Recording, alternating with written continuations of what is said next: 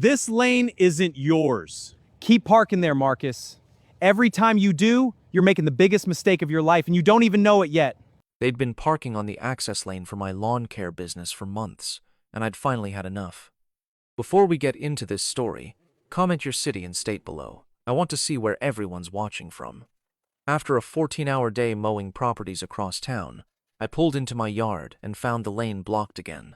A black Audi Q7 sat right across the entrance to the service path I used to move my commercial mowers and trailers, same vehicle, same neighbor. His name was Marcus. Marcus was one of the HOA board members and a flashy tech entrepreneur who had moved into the neighborhood the year before.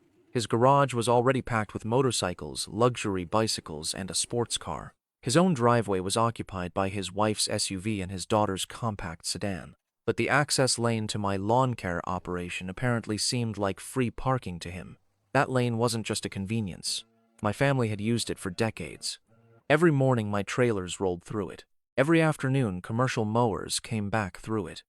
It was the only practical way to move equipment between my shop and the road. I tried everything. I left polite notes. I spoke to Marcus face to face. I even reported the issue through the HOA and called the non-emergency police line twice. Every time I got the same answer: civil matter.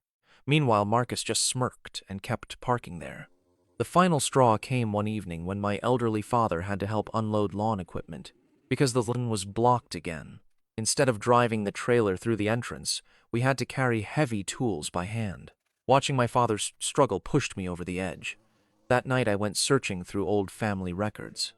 My grandfather had been a surveyor. He kept every map, every property agreement, every easement document neatly organized.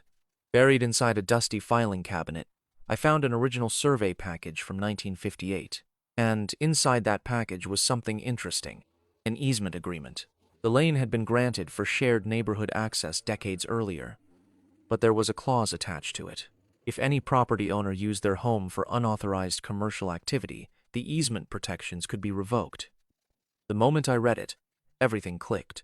Marcus wasn't just working remotely. He was running a high-end consulting business directly from his house.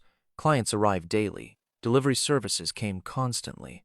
Visitors parked along the street. Business meetings happened all week long. The neighborhood had complained about it for months. Over the weekend, I started documenting everything. I photographed client vehicles. I recorded delivery traffic. I saved online advertisements promoting consultations at his home office. I collected social media posts and public reviews mentioning visits to his residence. By Monday morning, I had a thick folder full of evidence. I met with a property attorney. The paperwork was filed immediately. By Wednesday, the ruling arrived. The easement was suspended. That afternoon, Marcus came home expecting another normal day. Instead, he found orange barriers blocking the lane and a sheriff's deputy waiting with official documents. Without access under the easement agreement, his property suddenly had a major legal problem. Lawyers were hired.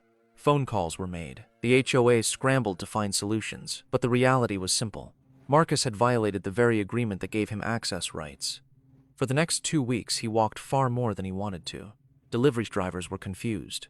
Visitors were frustrated.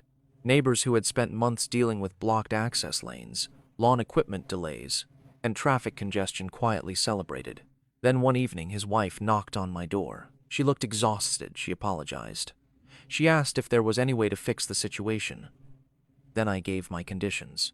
A signed agreement stating that no vehicle would ever block my lawn care access lane again.